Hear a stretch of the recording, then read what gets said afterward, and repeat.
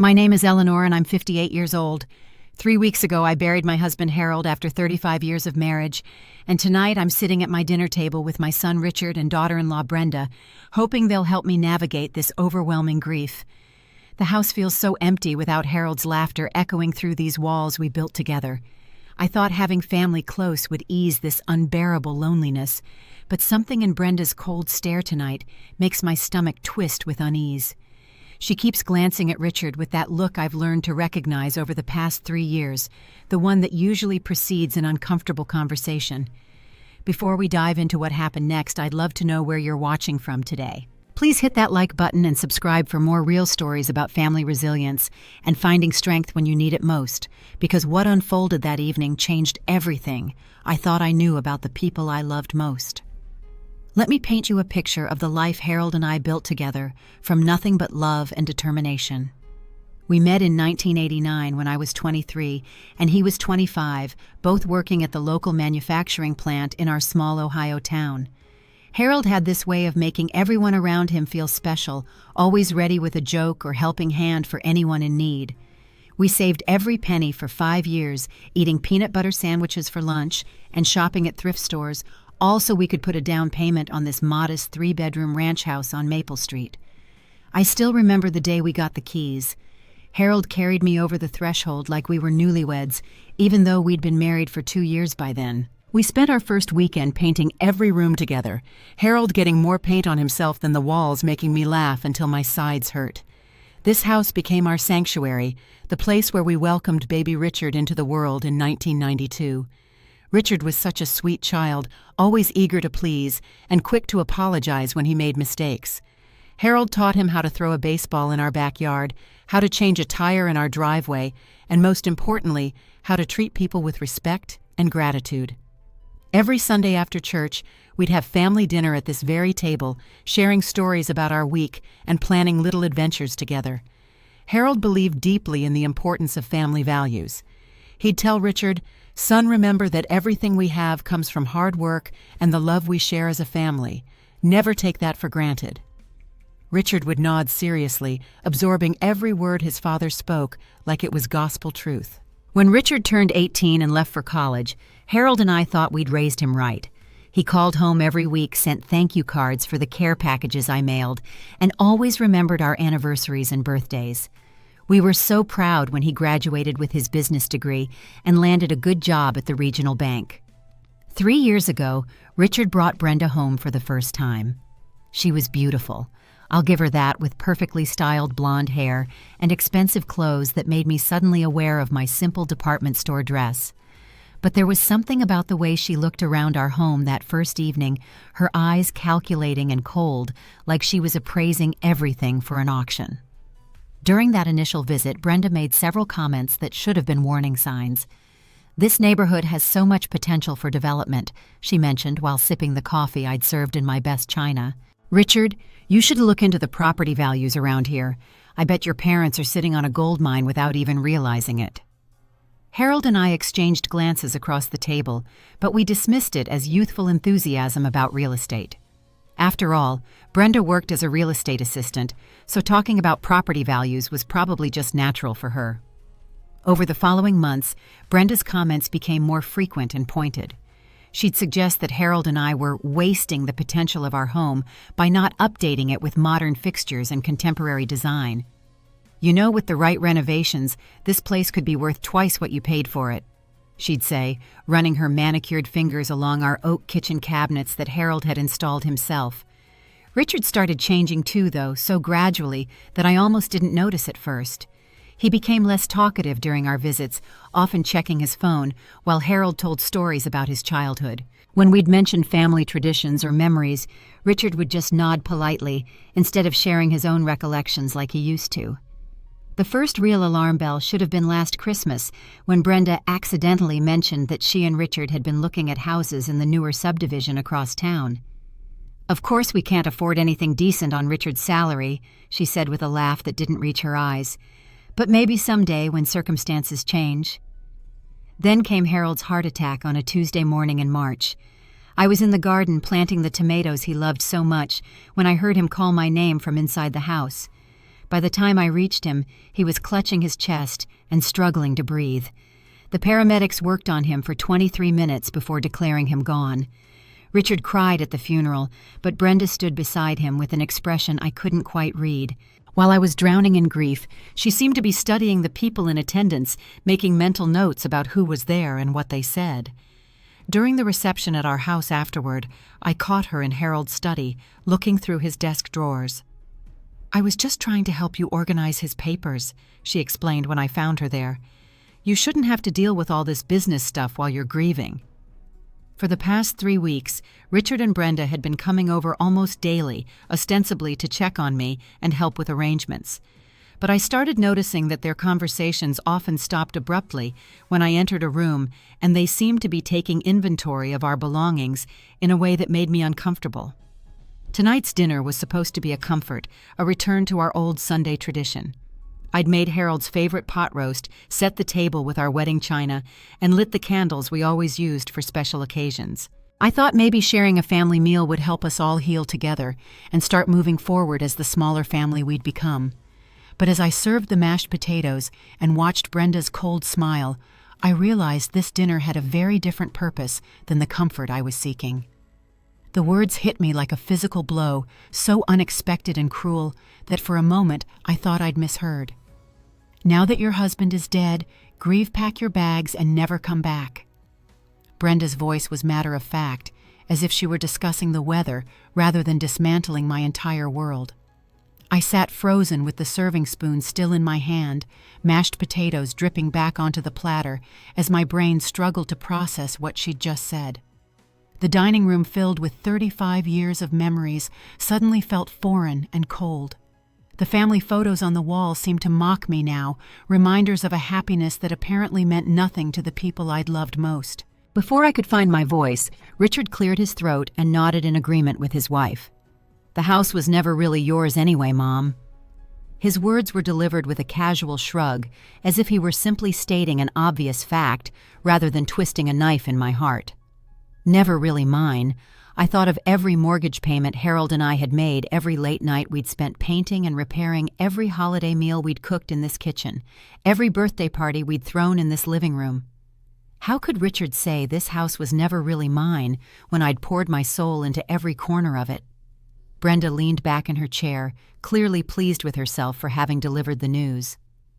"Richard and I need our space to start our life together properly," she continued, her tone becoming almost conversational. "This house is perfect for a young couple, and frankly, you'd be much happier in a nice senior community where you can make friends your own age." She gestured around the dining room as if she were already redecorating it in her mind. "We've been talking about this for months. The neighborhood is perfect for raising children, and we can't do that with you hovering around all the time." Richard wouldn't meet my eyes as Brenda spoke. Instead, he focused on cutting his pot roast into precise squares, the same way he'd done as a child when he was nervous or uncomfortable. But he wasn't disagreeing with anything she said, wasn't defending me or our family home or the memory of his father. "Besides," Brenda added with a laugh that sounded like breaking glass, "you don't understand modern design or technology. This place needs a complete renovation, and you'd just get in the way of the contractors and designers we'll need to hire." The room began to spin as I realized this wasn't a spontaneous decision or even a recent conversation between them. They'd been planning this, discussing my future without involving me, treating me like an obstacle to be removed rather than a grieving widow who needed support. I remembered Harold's last words to me in the hospital before his final heart attack. "Take care of yourself, Eleanor. Make sure Richard takes care of you too." He'd been so worried about leaving me alone, making me promise I'd lean on our son for support when I needed it. The irony was devastating. Harold had spent his final conscious moments worrying about my well-being, while our son had apparently spent that same time planning how to get rid of me. "Mom, this is really for the best." Richard finally spoke, still not looking at me directly. "You need to start thinking about your future, and Brenda and I need to start thinking about ours. Dad would have wanted us all to be practical about this situation." How dare he speak for his father? Harold would have been horrified by this conversation, heartbroken to see his son treating his widow like an unwanted burden to be discarded. Harold had always said our home was our castle, the foundation of our family, the place where love lived. As I sat there listening to them discuss my life, as if I weren't in the room, I felt something break inside my chest. It wasn't just my heart shattering from the betrayal, it was the complete collapse of everything I'd believed about my family, my son, and my place in the world. Brenda was still talking something about how much happier I'd be in an apartment where I wouldn't have to worry about yard work or home maintenance. She mentioned specific senior living communities she'd researched, as if she'd been planning this conversation for weeks. Without saying a word, I stood up from the table. My legs felt unsteady, but I managed to walk to my bedroom and begin pulling clothes from my dresser drawers. If they wanted me gone, I would go. I had too much dignity to beg for the right to grieve in my own home. As I packed my belongings into the old suitcase Harold and I had used for our rare vacations, I could hear Richard and Brenda continuing their conversation in the dining room. They weren't even lowering their voices anymore, discussing paint colors and furniture arrangements, as if I'd already disappeared. 2 hours later, I carried my suitcase to my car and drove to the Comfort Inn on the highway outside of town.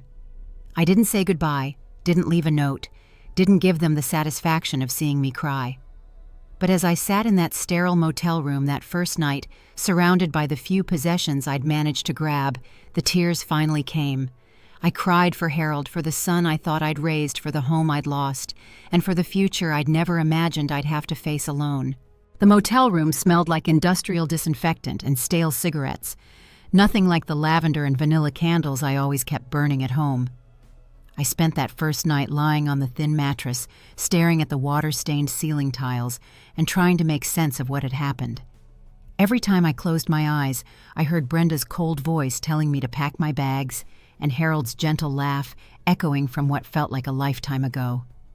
Morning brought no relief, only the harsh reality that I needed to figure out how to rebuild my life at 58 years old, with nowhere to go and limited resources. I'd never lived alone before going straight from my parents' house to married life with Harold. The practical challenges felt as overwhelming as the emotional devastation. That's when I decided to do something Harold always taught me to do when facing problems: gather information before making decisions. If Richard and Brenda thought they could just dispose of me like an old piece of furniture, they clearly didn't know me as well as they assumed. My first stop was the bank where Harold and I had done business for over 20 years. Theodore Martinez, our longtime financial advisor, looked genuinely shocked when I explained my situation. He'd known our family since Richard was in high school and had always treated us with respect and kindness. "Mrs. Eleanor, I'm so sorry for your loss," Theodore said, offering me coffee and a comfortable chair in his office. "Harold was a good man, and I know this must be an incredibly difficult time for you." When I told him about being forced out of my home, Theodore's expression grew troubled. "That doesn't sound right at all. Harold specifically mentioned his concerns about protecting your financial security during our last meeting." Theodore pulled up our account information on his computer, and that's when the first revelation hit me like a thunderbolt. Harold had made several unusual transactions in the months before his death, transferring large amounts from our joint accounts into an account that belonged solely to Richard. "I remember being surprised by these transfers," Theodore admitted, scrolling through the records. "Harold seemed confused about some of the paperwork, and I suggested he bring you along for our next meeting to review everything together. Unfortunately, he passed away before we could arrange that." The amounts were staggering. Over $40,000 had been moved out of our savings and checking accounts, money that Harold and I had carefully accumulated over decades of hard work and careful budgeting. Money that was supposed to secure my future as a widow. "There's something else you should know," Theodore continued, his voice gentle but serious. "Harold came in 2 weeks before his death asking about the procedures for changing beneficiaries on accounts. He seemed very agitated and mentioned that someone had been pressuring him to make financial decisions he wasn't comfortable with." My hands began to shake as the implications became clear. Harold, already struggling with the early signs of heart failure and the medications that sometimes made him confused and forgetful, had been manipulated into giving away our life savings. Theodore handed me a folder containing printouts of all our account activity. "I think you should review these carefully, Mrs. Eleanor. Some of these transactions might be questionable given Harold's medical condition at the time." After leaving the bank, I drove to our family doctor's office where Dr. Patricia Williams had been treating Harold for his heart condition. She was sympathetic but professional as she explained Harold's medical situation during his final months. Harold was experiencing episodes of confusion and disorientation, Dr. Williams told me. It's common with the combination of heart medications he was taking, plus the stress of his declining health. I specifically noted in his chart that he should avoid making major decisions without family support during these episodes. She showed me Harold's medical records pointing out dates when his confusion was particularly severe. Several of those dates corresponded exactly with the large bank transfers Theodore had shown me. My next call was to our neighbor Geraldine Thompson, who lived across the street and had known our family for 15 years.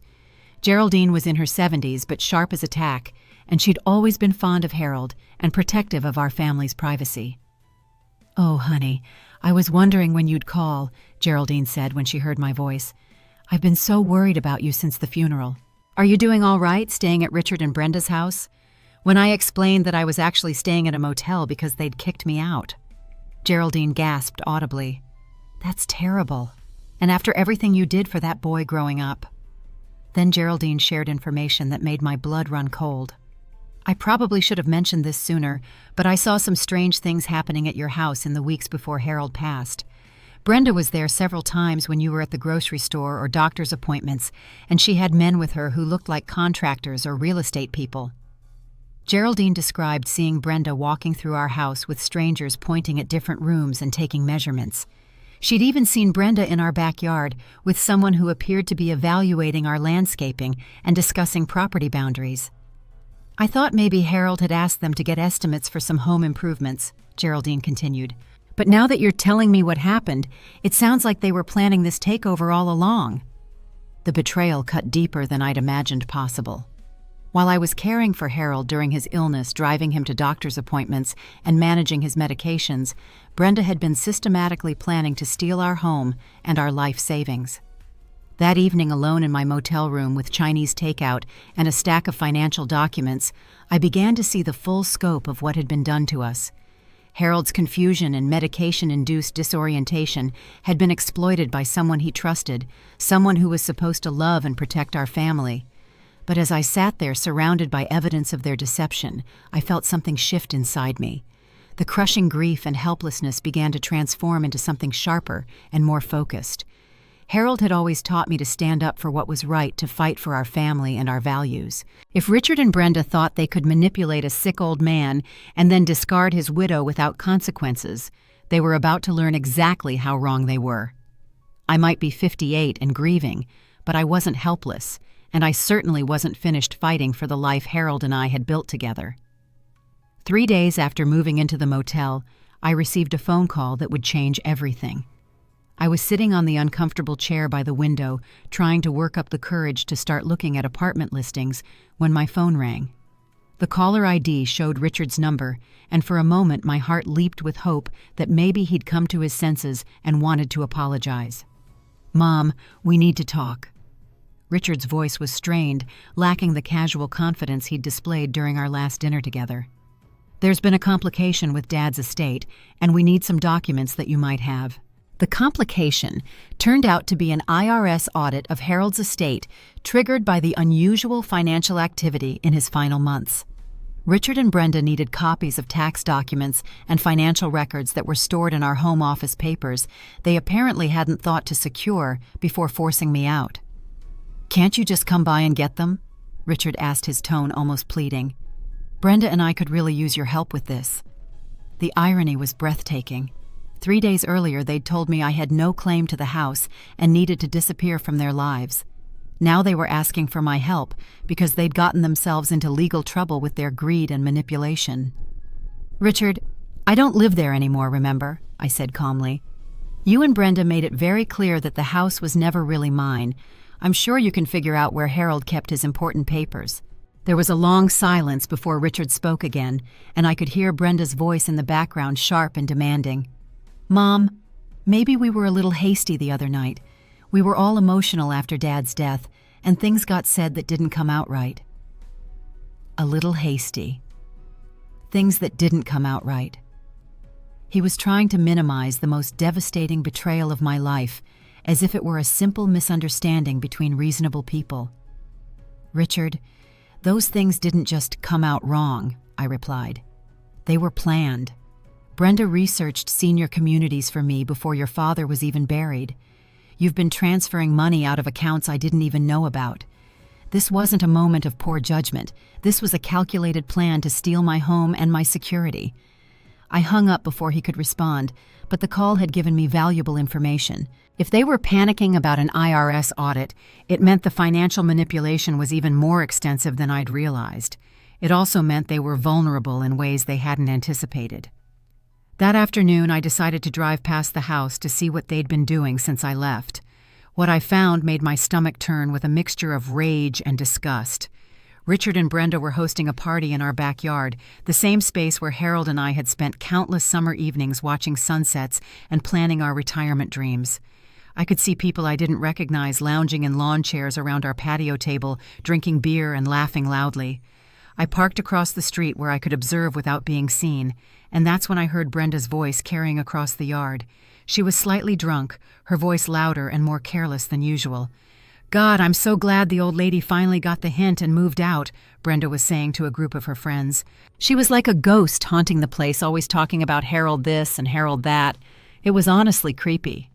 The group laughed, and one of her friends added, "I don't know how you put up with it for so long. Living with your mother-in-law sounds like absolute hell." Richard's father spoiled her way too much, Brenda continued, gesturing with her beer bottle. "She needed to learn some independence. We're actually doing her a favor by forcing her to grow up and take care of herself." Richard was standing nearby, nodding and smiling at his wife's cruel commentary about his own mother. The son who used to defend me against playground bullies was now laughing along as his wife mocked my grief and portrayed my devastation as a necessary life lesson. But the worst was yet to come. As I sat in my car fighting back tears of rage and disbelief, Brenda launched into an even more vicious attack on my character and my marriage. "The truth is, Harold was probably ready to get rid of her too," Brenda announced to her audience. "He just didn't have the guts to do it. You should have seen how he'd roll his eyes whenever she started her little stories about the good old days. The man was clearly bored out of his mind." This was a lie so outrageous and hurtful that I actually gasped out loud. Harold had adored me until his final breath had spent our last conversation in the hospital, telling me how much our life together had meant to him. To hear Brenda rewrite our love story as a burden Harold was desperate to escape was more painful than anything she'd said before. "Plus, she never worked outside the home," one of Brenda's friends chimed in. "At least now she'll have to contribute something to society instead of just being a dependent." The ignorance of that statement was staggering.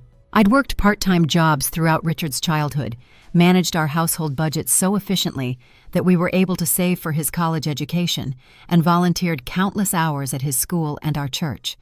But apparently, none of that counted as real work in their narrow worldview.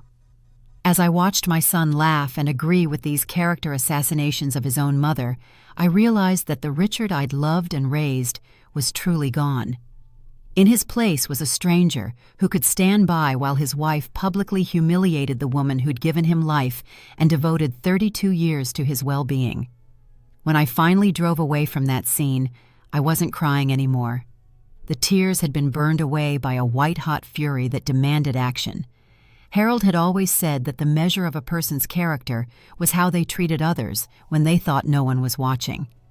Richard and Brenda had just shown me their true characters, and I would never forget what I'd witnessed. But more importantly, they'd also shown me their weaknesses. They were so confident in their victory over a helpless old widow that they'd become careless. They were celebrating their cruelty in public, leaving themselves exposed to consequences they hadn't anticipated. As I drove back to my motel room, I began planning my response. Harold used to say that revenge was a dish best served cold, but I wasn't interested in revenge. I was interested in justice, in protecting Harold's memory, and in making sure that their cruelty didn't destroy me the way they'd intended. The next morning, I woke up with a clarity of purpose I hadn't felt since Harold's death. Instead of wallowing in self-pity or accepting the role of victim that Richard and Brenda had assigned me, I decided to take control of my situation and fight back using the tools available to me. My first stop was the office of Janice Patterson, an estate attorney whose name I'd found in the phone book. Janice was a woman in her early 60s with kind eyes and a no-nonsense attitude that reminded me of my late mother. When I explained my situation, she listened carefully and took detailed notes. "Mrs. Eleanor, what you're describing raises several serious legal concerns," Janice said after reviewing the bank documents I'd brought. "Financial exploitation of elderly individuals, especially those with documented medical conditions that affect their decision-making capacity, is both a civil and criminal matter in this state." She explained that Harold's medical records, combined with the timing and amounts of the financial transfers, could provide grounds for challenging those transactions in court. More importantly, the fact that Harold had been manipulated while suffering from medication-induced confusion might invalidate some of the financial decisions he'd been pressured into making. "There's something else you should know," Janice continued. "I did some research on your property after you called to schedule this appointment. Your house is solely in your name, not your husband's. The deed was transferred to you several years ago for estate planning purposes." This news hit me like a lightning bolt. Harold had insisted on putting the house in my name alone after a co-worker's widow had faced complications with property inheritance. It was his way of protecting me, ensuring that I'd never face exactly the situation Richard and Brenda were trying to force on me. "That means your son has absolutely no legal claim to the house," Janice explained. "He can't force you to move, and any improvements or changes he's made without your permission could actually constitute property damage." Armed with this information, I felt a surge of strength I hadn't experienced since Harold's death. My husband had protected me even in death, and I wasn't going to let his foresight and love be wasted on people who'd shown such contempt for both of us. But before taking any legal action, I decided to explore other avenues. Janice had mentioned that many elder abuse cases could be resolved through negotiation rather than litigation, especially when the perpetrators realized they were facing serious legal consequences. That afternoon, I drove to Harold's favorite bank branch and asked to speak with the manager, Beverly Sanders, who had known our family for over a decade. Beverly was horrified when I explained what had happened and immediately offered to help in any way she could. "Harold was such a gentleman, and he spoke about you so lovingly," Beverly said. "I can't believe anyone would take advantage of him during his illness, especially his own son." Beverly helped me access Harold's safety deposit box, something I'd completely forgotten about in the chaos following his death. Inside, I found documents that would prove crucial to my fight: Harold's original will, which left everything to me, and specifically mentioned his concerns about Richard's new influences, and a life insurance policy I'd never known existed. The life insurance policy was substantial, worth $200,000 with me as the sole beneficiary. Harold had taken it out 2 years earlier and had been paying the premiums from a small account I wasn't aware of. There was also a letter in Harold's handwriting dated just 3 weeks before his death. "My dearest Eleanor," the letter began. "If you're reading this, then I'm gone, and you're dealing with challenges I hoped you'd never have to face. I've been worried about the changes I see in Richard, and I fear that Brenda's influence on him is not healthy for our family." Harold's letter continued describing his growing concerns about Brenda's interest in our financial affairs and her comments about our home being wasted on an elderly couple. He'd been more aware of their scheme than I'd realized, but his declining health had made it difficult for him to take action. "I've tried to protect you as much as I can through legal and financial arrangements," the letter concluded. "Please don't let them make you feel small or unwanted. You are the strongest, most loving person I've ever known, and you deserve so much better than what they're trying to give you." Reading Harold's words, I felt his presence so strongly that I almost looked around the bank's private room expecting to see him standing there. He'd known what was coming and had done everything in his power to give me the tools I'd need to fight back. That evening, I used some of the insurance money to put a down payment on a charming townhouse in a nice neighborhood across town. It was smaller than the home Harold and I had shared, but it was mine, and it came with a sense of independence and possibility that I hadn't felt in years. I also hired a moving company to retrieve my belongings from Richard and Brenda's house. When they arrived with a legal document giving them the right to enter the property and collect items that belonged to me, Richard called within the hour. "Mom, what's going on? There are moving trucks at the house, and some lawyer is here saying you have a legal right to take things." "I'm collecting my possessions, Richard," I said calmly. "The family photos, my clothes, the furniture I brought into the marriage, and the personal items your father left to me." "You can't just take stuff from our house," Brenda was shouting in the background loud enough for me to hear clearly. "It's not your house, Brenda," I replied. "It's my house. My name is on the deed, and I never gave you permission to live there or to force me out. You've been squatting in my home for the past week." The silence that followed was deeply satisfying. I could practically hear them scrambling to figure out how their foolproof plan had gone so wrong. "Richard, we can discuss this situation through our attorneys going forward," I continued. "I'm sure you understand that I need some time to process everything that's happened and decide how I want to handle this family crisis you and Brenda have created." As I hung up the phone in my new townhouse, surrounded by boxes containing the pieces of my old life that I'd chosen to keep, I felt something I hadn't experienced since Harold's death: hope for the future. 2 weeks later, Richard showed up at my new townhouse unannounced, looking haggard and desperate in a way I'd never seen before. Through the window, I could see him pacing on my front porch, running his hands through his hair and checking his phone repeatedly before finally working up the courage to ring the doorbell. When I opened the door, he attempted his old charming smile, but it looked forced and hollow. "Hi, Mom. Nice place you got here. Can we talk?" I invited him in but didn't offer coffee or try to make him comfortable. This wasn't a social visit, and we both knew it. Richard sat on the edge of my new sofa, fidgeting with his car keys and avoiding eye contact. "Mom, I know things got heated between us, and maybe Brenda and I could have handled the situation better." He began, still not meeting my eyes. "But we're family, and I think we should try to work things out." The understatement was breathtaking. Heated didn't begin to describe the calculated cruelty they'd shown me, and could have handled better, was hardly an acknowledgement of the magnitude of their betrayal. "Richard, let's be honest about what happened," I said calmly. "You and Brenda manipulated your dying father into transferring money out of our accounts, planned to steal my home while I was grieving, and publicly humiliated me to your friends. That's not a family disagreement. That's elder abuse and financial exploitation." Richard's face went pale. "How did you know about the party? Were you spying on us?" I was driving past the home I'd lived in for 35 years, wondering if I'd left anything important behind, I replied. "I heard Brenda telling your friends how glad she was that the old lady had finally gotten the hint and moved out. I heard you agreeing with her assessment that your father would have wanted to get rid of me too." For the first time since entering my home, Richard looked genuinely stricken. "Mom, I was drunk. I didn't mean those things. Brenda gets carried away sometimes, and I just go along with it to keep the peace." "So you threw your own mother under the bus to keep your wife happy?" I asked. "Richard, I spent 32 years raising you to be better than that. Where is the man your father and I thought we'd taught to stand up for what's right?"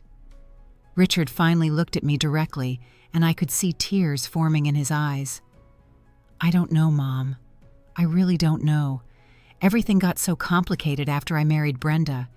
She has these ideas about how life should be, and she makes me feel like I'm not good enough if I don't go along with them." The admission was heartbreaking, but also revealing.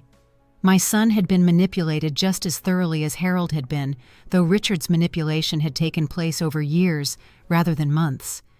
Brenda had systematically isolated him from his family values and replaced them with her own materialistic priorities. "Richard, your father spent his final weeks worried about you," I said gently. "He could see that you were changing, and it broke his heart. He left you a letter too, one that I found in his safety deposit box." I handed Richard the letter Harold had written to him, watching as he read his father's words about disappointment and hope, about the importance of family loyalty, and the dangers of letting others define your character. "Dad knew," Richard whispered, tears now flowing freely down his face. "He knew what we were planning." "Your father was sick, not stupid," I replied. "He saw exactly what was happening, and he tried to protect both of us as much as he could." Richard broke down completely, then sobbing like the little boy he'd once been when he'd disappointed us. "Mom, I'm so sorry. I don't know how to fix this. Brenda is talking about divorce if I don't support her completely, and I've already lost Dad, and now I've lost you too." "You haven't lost me, Richard," I said, sitting beside him on the sofa. but you have to decide who you want to be. Are you going to be the man your father and I raised, or are you going to be Brenda's puppet for the rest of your life? Over the next 3 hours, Richard told me about the pressure he'd been under, the constant criticism and manipulation, the way Brenda had convinced him that his parents were holding him back from success and happiness. It was classic emotional abuse, and I began to understand that Richard was as much a victim as Harold and I had been. "She's been planning this since we got married," Richard admitted. "She always talked about how unfair it was that you and Dad had this nice house while we were stuck in a small apartment. She said older people didn't appreciate what they had and didn't deserve to hoard resources that younger people could use better." The ideology was chilling in its coldness and selfishness, but it explained everything that had happened. Brenda hadn't just wanted our money and our home, she'd wanted to punish us for having what she thought she deserved more. "Richard, I need you to understand something," I said as our conversation wound down. "Your father and I worked for 40 years to build the life we had. We never inherited anything, never won the lottery, never had anything handed to us. Every dollar we saved and every improvement we made to our home came from sacrifice and hard work." I showed him some of the financial records I'd discovered, explaining how Harold and I had built our modest wealth through careful budgeting, smart choices, and delayed gratification. "Your father wore the same winter coat for 15 years so we could save money for your college fund. I made most of my clothes instead of buying them. We earned what we had." Richard nodded, beginning to understand the magnitude of what he'd been convinced to throw away. "Mom, is there any way to fix this? Can you ever forgive me for what I've done?"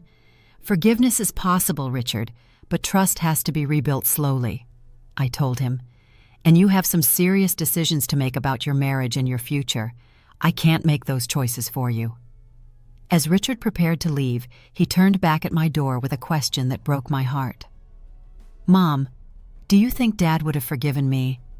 "Your father loved you unconditionally," I replied.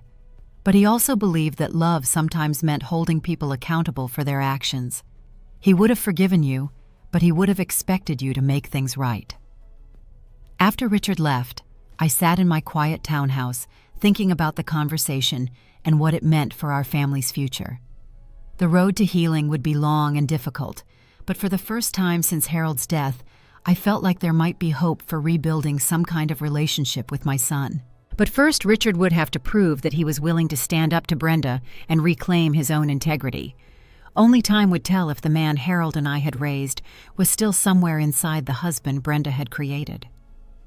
6 months after that tearful conversation with Richard, my life had transformed in ways I never could have imagined. The townhouse had become a true home filled with new furniture I'd chosen myself and decorated with family photos that told the story of the life Harold and I had built together. But more importantly, I'd built a new life that honored both Harold's memory and my own strength.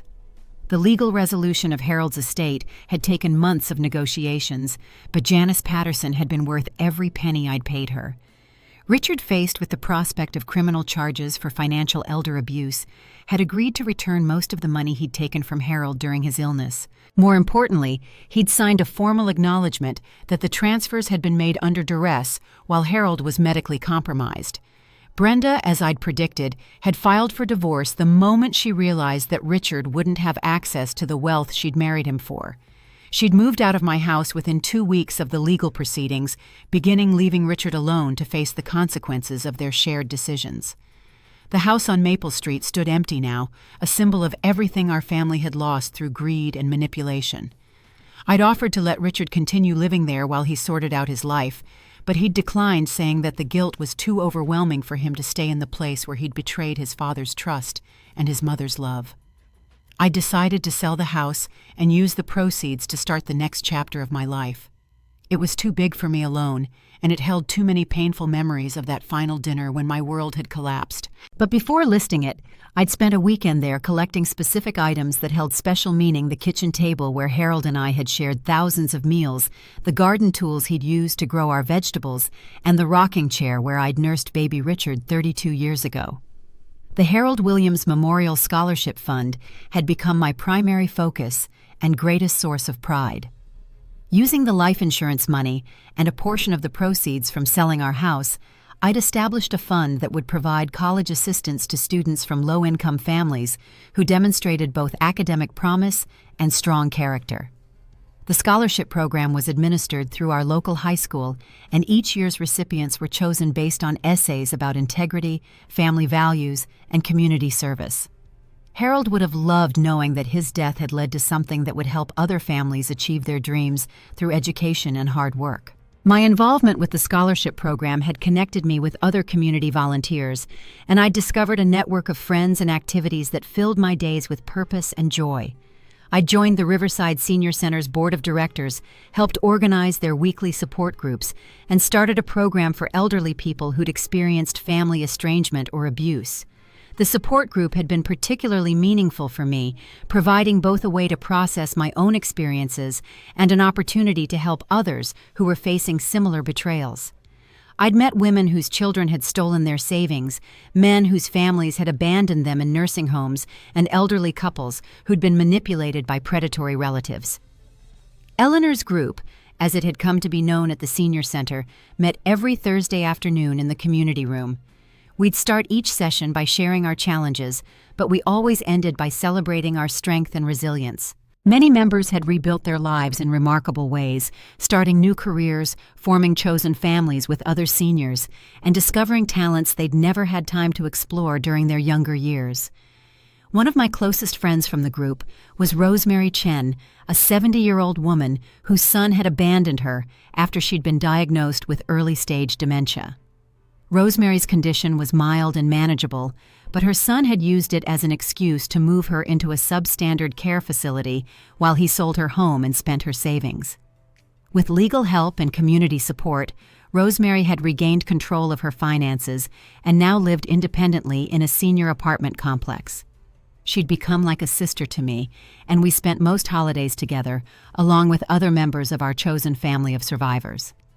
Richard and I had settled into a cautious but gradually improving relationship. He'd moved into a small apartment and taken a second job to pay back the money he owed me, refusing my offers to forgive the debt completely. The guilt and shame were important parts of his healing process, he said, and he needed to earn redemption rather than receive it as a gift. We had dinner together once a month at a neutral restaurant, conversations that were often difficult, but always honest. Richard was attending counseling to understand how he'd become so susceptible to Brenda's manipulation, and he'd started volunteering at a nonprofit that helped other abuse victims. "I'm trying to become the man Dad raised me to be," Richard had told me during our last dinner together. "I know I can't undo what I did, but maybe I can help other people avoid making the same mistakes." The progress was slow, but genuine. Richard had sent a formal apology letter to Harold's grave, something his counselor had suggested as part of his healing process. He'd also written letters to the neighbors and friends who'd witnessed his behavior during those dark months, taking responsibility for his actions and asking for their forgiveness. Most importantly, Richard had begun talking about Harold with love and respect, again sharing memories of his father's kindness and wisdom. It was during one of these conversations that I realized my son was truly finding his way back to the values we'd tried to instill in him. As for me, I'd discovered strengths and capabilities I'd never known I possessed. Living alone had been terrifying at first, but it had also been liberating. I could eat dinner at 9 o'clock if I wanted to, could spend entire Sundays reading romance novels, could travel to visit the college roommate I'd lost touch with decades ago. The independence Harold had worried I'd struggle with had actually become one of my greatest sources of confidence. I'd learned to manage my own finances, had taken a computer class to better understand online banking and social media, and had even started dating a kind widower I'd met through the Senior Center. Frank Morrison was nothing like Harold, which I'd initially thought was a problem, but had come to see as a blessing. Frank was more adventurous, more spontaneous, and more interested in trying new experiences than settling into comfortable routines. He'd introduced me to hiking, had taught me to play bridge, and had convinced me to take a ceramics class where I'd discovered a genuine talent for pottery. Frank understood that I would always love Harold and that my grief was a permanent part of who I was.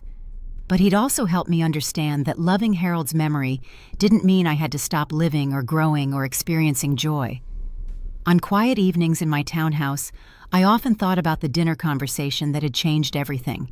If Richard and Brenda hadn't forced me out that night, I might never have discovered my own strength, never have learned that I could build a meaningful life on my own terms. The betrayal had been devastating, but surviving it had taught me that I was capable of much more than I'd ever imagined.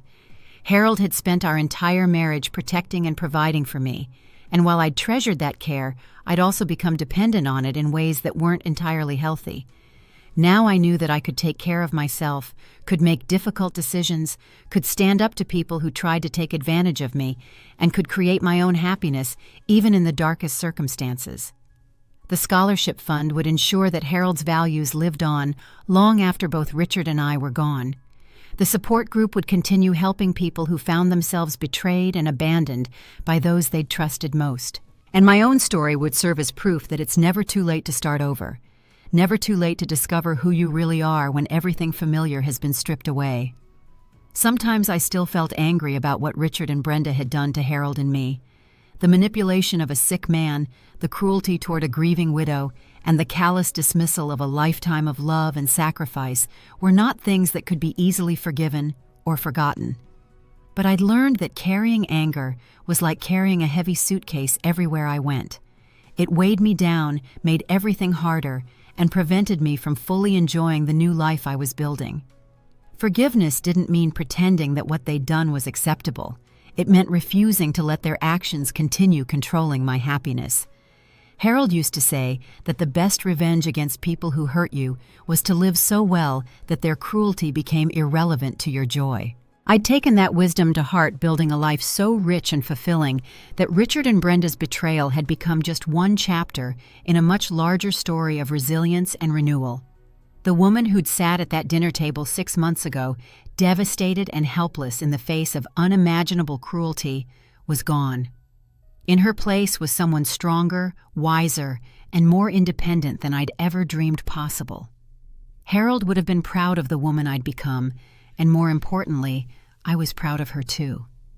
As I sat in my garden on warm summer evenings, watching the flowers I'd planted bloom in soil I'd chosen, I often thought about how different my life had turned out from anything I'd expected. The future I'd planned with Harold was gone forever, but the future I was building for myself was filled with possibilities I was still discovering. They say that when God closes a door, He opens a window. Richard and Brenda had slammed the door on the life I'd known, but they'd also forced me to find windows I'd never noticed before. Through those windows, I'd found light air and a view of horizons I'd never imagined exploring. The greatest gift my children could have given me wasn't money or a house or even their continued presence in my life. The greatest gift was the opportunity to discover who I really was when I stopped trying to be who they wanted me to be. And for that unexpected blessing, despite everything they'd cost me, I would always be grateful. Have you ever faced a moment when the people you trusted most showed you who they really were? I'd love to hear your stories in the comments below about finding strength in the darkest times, because your experiences matter and might help someone else who's going through their own family crisis. Please hit that like button if this story touched your heart. Subscribe for more real stories about overcoming life's biggest challenges, and share this video with anyone who might need to know they're stronger than they realize. Thank you for listening to my journey, and remember that it's never too late to start writing a new chapter in your own story. May you find the courage to stand up for yourself and the wisdom to build the life you truly deserve.